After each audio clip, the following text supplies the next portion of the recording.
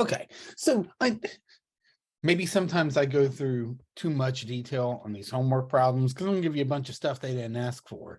If this were a written assignment, like the final exam is, we would be expected to do a little more stuff than we are here. So let's write up a complete solution. So you should pause and read the question. Okay, the first thing we want to do is define our variable. That's a required step. Let mu be the mean, the population mean class size. That's what we're talking about here. We're trying to determine if one school has a larger average class size than the other and by how much. Okay, we got our two groups. They tell us which groups are group 1 and group 2. Look, so I don't get to pick here. So each one's going to come with an X bar, an S, and an N. We always want to write these out.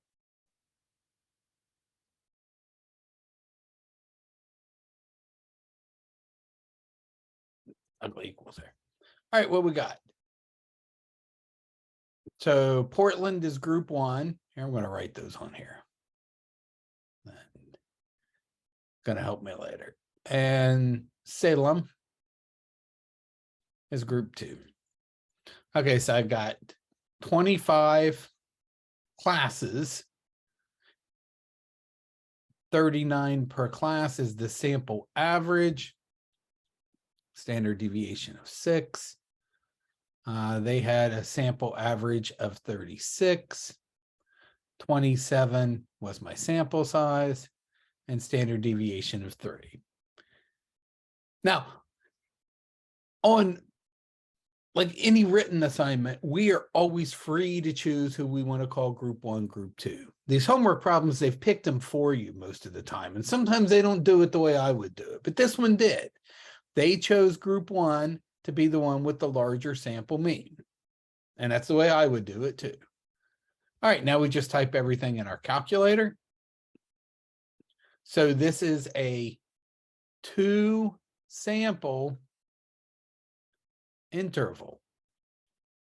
I've got 2 different groups, group 1 and group 2. We know that first off because they said group 1 and group 2. But we definitely know it because they gave us 2 sample sizes and 2 standard deviations. We know it's a confidence interval because it literally says confidence interval. It's not a hypothesis test. So we're not going to have any hypotheses here. All right, we just type all these in. We just got to find the right button. So remember, for test 4, 2, 4, 8, and 0, that's all you're using. Look at 2 and 4. They both say test. We're not doing a hypothesis test. Look at 8 and 0. They say interval. And it's always T. Right there. T interval. So the one we want is 0. That's a 2 sample T interval. And we know the statistics. We'll do one in a minute where we know the data. So 39, 6, and 25, 36, 3, and 27. I don't remember what our confidence level was. 90%. A lot of mistakes happen here. People don't change the confidence level. Since we do 95 so often, people get in the habit of just leaving that at 95. Hit calculate, and we're done.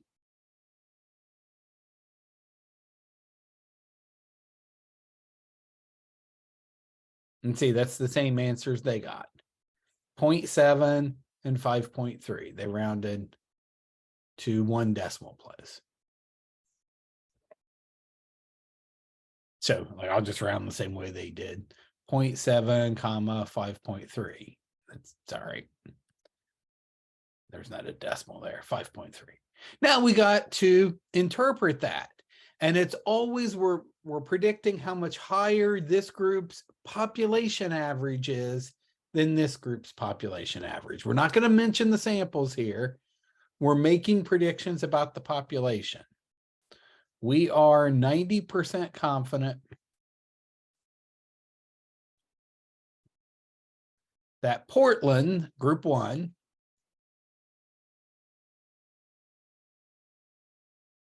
average class size. How do I know I want to say average class size? That's why I wrote down this. That's why this part right here is so important. That helps you write this. Is between, don't forget to say the word mean or average, by the way, between the lower and the upper, 0.7 and 5.3 students more than, I'm out of room, Salem's. Average class size. That's implied there, which is exactly what they said there. So you can see I've got the answers open.